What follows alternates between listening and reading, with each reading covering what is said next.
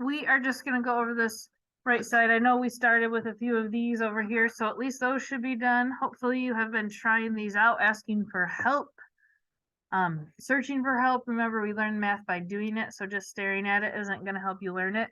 This first one, looking across these diagonals on number 2, we can't simplify it all, so we just have to multiply 1 times 3 across the top. Remember, if your multiplication is slow, you need to get in and do it. Practice, practice, practice is the only thing that's going to make you fluent with your multiplication. What's 4 times 5?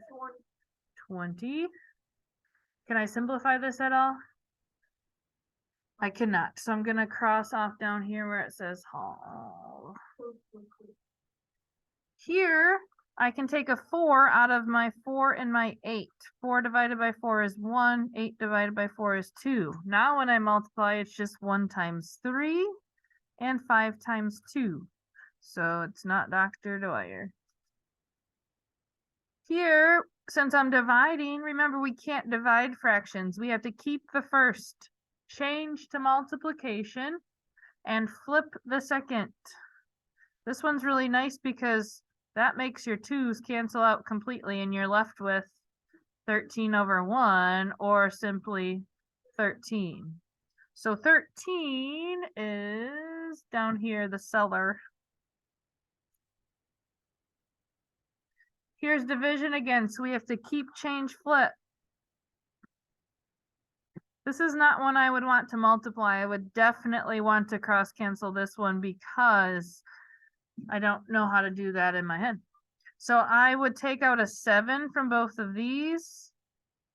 I would take out a 4 from both of these. And I'm literally left with just this fraction because anything times 1 is itself. So I have 5 8s here. Do you see how important it is for you to know how to multiply and how that leads to you knowing how to divide? It makes things so much easier. Here, the 5's cancel each other out. We can take out a 6 from both of these. We're left with 1/2. 1 times 1 is on the top. 1 times 2 is on the bottom. So 1/2 library. Thank you.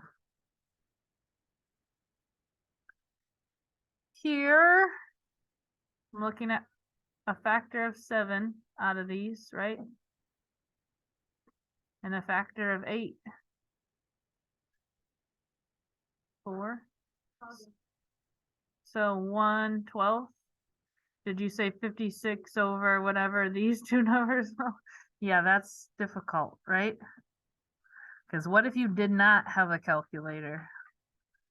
You should definitely be practicing without. 1/12 was the garden, so we're scratching out garden down here. 28 thirds. We have to keep it. We change it to multiplication and we flip it to 9/7. This makes it easy to cross multiply, right? I can take out a factor of 3, a factor of 7. 4 times 3 is 12. 12 divided by that 1 is still 12. So it wasn't in the office. Here again, keep, change, flip. I can only take out a factor of 5. So I have 7/4. Is that right? So we have to remember how many groups of 4 can we take out from a 7? 1. And that's 4, so that leaves us with the remainder of 3. So 1 3/4 is the garden.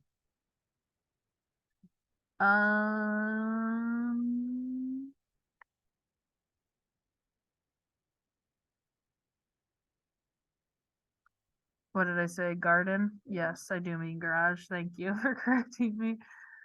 All right, so this one I definitely use my multiplication table for because I don't know my multiples of 17, but I followed my 17 and saw that it is also a factor of 68. So I took out a factor of 17 from both of these. 17 times 4 is 68. And if you're not good at your 15s, you can do the same. So 15 times 4 is also 60. So we did this.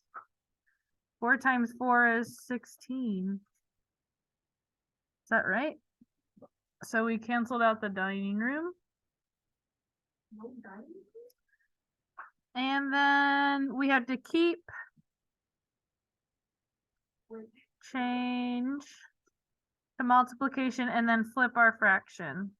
So again, I looked at 16 figuring, oh, we're definitely going to have a 96 in there, and it was 6 times. And I know 5 goes into 125 25 times. So 6 25ths here, which was the vase. So I'm not going to go over every single problem, but I will give you the answer for you to check your work. It was, I just have it.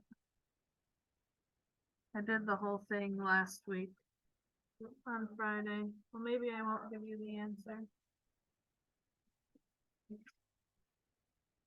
Did anybody come up with a final answer? I did. I know I have it somewhere in my craziness. I just saw it. What did you guys say? Mr. Wright. Mr. Wright.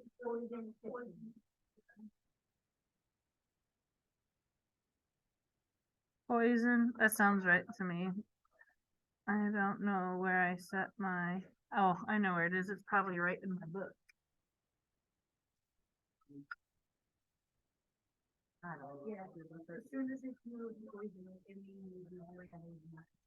That was in the kitchen. All right. So definitely finish that. Make sure you're showing your work when it's done. Please make sure your name is on it and I will take it. If it's not done today, I don't really want it today. But you have time to get that done. I do want to review with you a little bit. So if you would just open your book to page 203. You don't have your book, just grab a scratch piece of paper because I'm really just going to be writing and some notes for you. So we're going to be multiplying with fractions and with decimals, and we're going to be having to use integers. So I do want you to remember some integer multiplication and division rules. So when we multiply a negative times a negative, our product is what? Positive or negative? Positive. If we multiply a positive times a negative, our product is negative. And if we multiply a negative times a positive, our product is still negative, right? So when our signs are different, our answer is negative. When our signs are the same, our answer is positive. So of course we know positive times a positive gives us a product that is also positive. All right, the other thing we have to remember, because we're dealing with fractions, we have a number divided by a number, right? So of course, if we have positive divided by positive, our answer is positive. If we have negative divided by a negative, our answer is also positive. But when our signs are different, it's negative. So positive divided by a negative is also negative. So we have to keep that in mind as we're simplifying our answers and finding if they're positive or negative. All right, so we still have the same rules for integers. We're just going to be applying them and going one step further, dealing with our fractions and decimals. So we have multiplication and division rules, really, because we have to remember that sometimes our fraction bar really just means to divide. Okay, so you've got a couple of minutes if you're finishing up Who Killed Mr. Frac. If you're done with it, turn it in. We have about 5 minutes left.